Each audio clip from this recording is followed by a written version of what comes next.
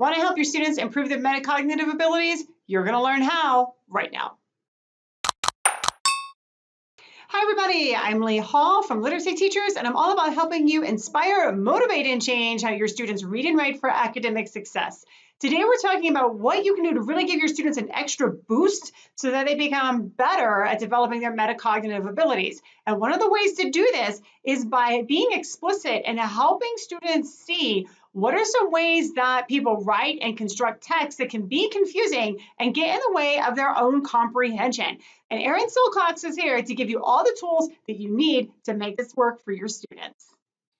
Teaching metacognition requires us to teach how readers can fail to comprehend, because when we're teaching metacognition for reading comprehension, we're really talking about teaching students to pay attention to when their comprehension fails.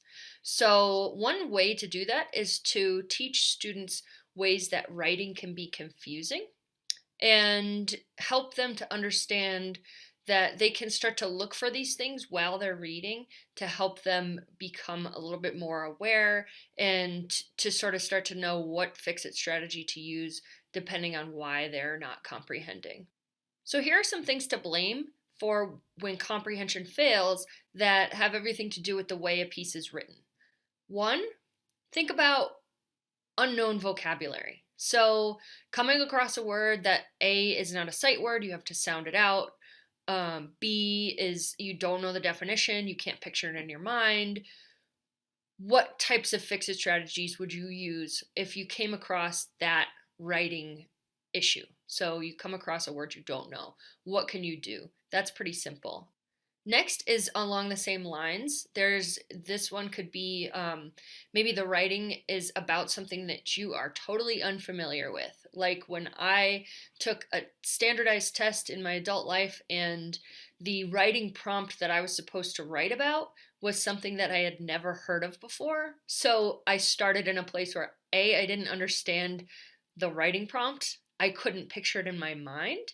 I didn't have background knowledge on it. And then B, I couldn't write about it because I just, it's like I got a bad score and I'm not a bad writer, I don't think.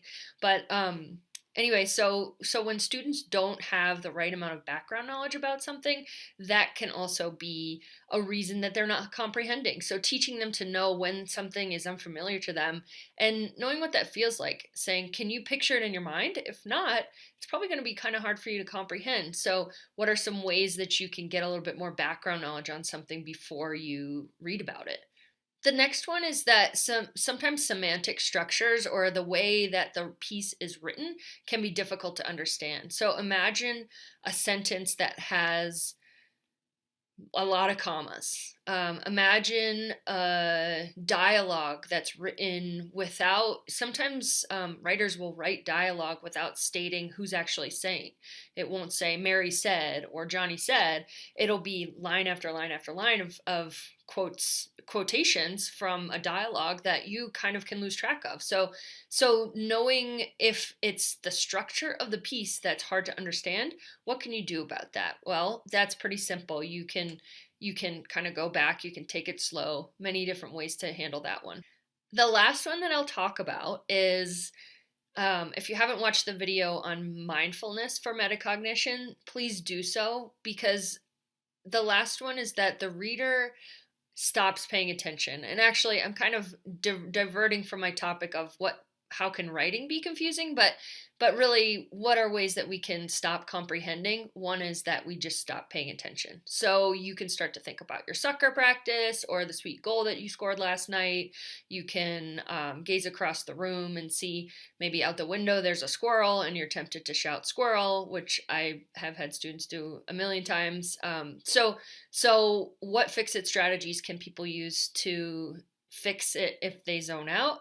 Easy, they just start over, which is too bad. You got to work on the mindfulness for metacognition so that you can avoid zoning out in the first place. So if you like this video, click here for the next one.